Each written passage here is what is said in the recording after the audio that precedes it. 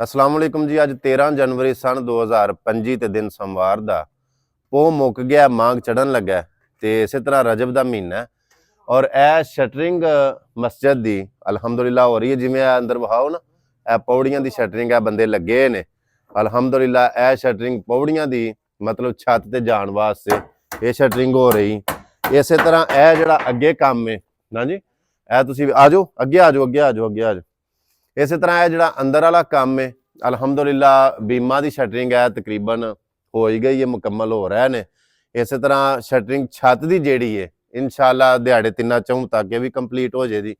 जिवें मैं अगे जिक्र किया सी कि ये सारा अगे जो दीवारां बनियां ने ना, मैं नहीं बनवाइयां, ये तुसां साथियां ने थोड़ा थोड़ा या बहुता जिन्ना भी तावन किया अल्लाह के घर वास्ते, ये अलहमदुलिल्लाह ये साडा सारियां दा हिस्सा है। दे मिल के इथों तक के दीवारां पहुंचियां शटरिंग तक, यानी कि काम मुकम्मल होया।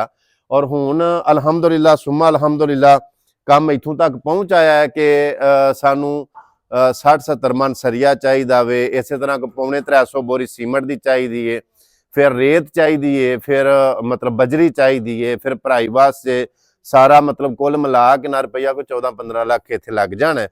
और जिवें अगे आ सारा काम दस्सिया ना कि तुहाडे साथियों के तावन दे नाल होया है कि इथों तक पहुंचा कि शटरिंग जिहड़ी है हो रही है।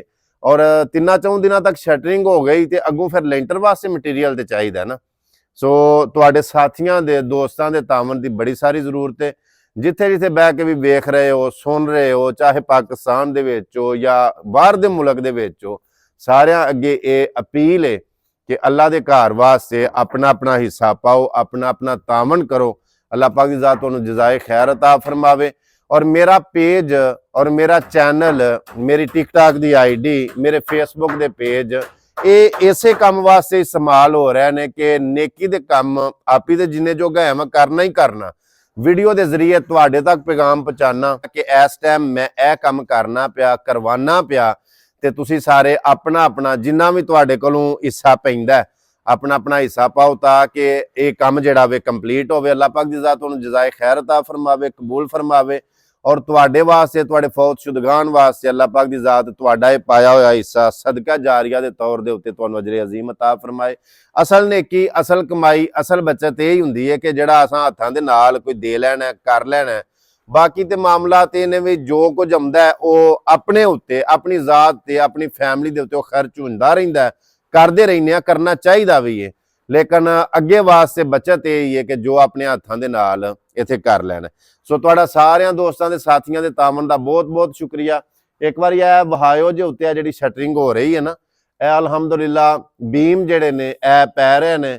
और बाकी भी जिहड़ी शटरिंग है मतलब 3-4 दिनों के विच विच सारी कंप्लीट हो जानी है, मुकम्मल हो जानी है। जिन्ने साडे दोस्त वेख रहे ने, सुन रहे ने वीडियो, उन्होंने सारे अगे दी अपील है कि मस्जिद के लेंटर वास्ते अपना अपना तावन करो ताकि अल्लाह के घर का जिहड़ा छत है जल्दी तो जल्दी कंप्लीट हो। जिस तरह कि है मतलब पौड़ियां की शटरिंग हो रही है, इस तरह बीमा की शटरिंग हो रही है।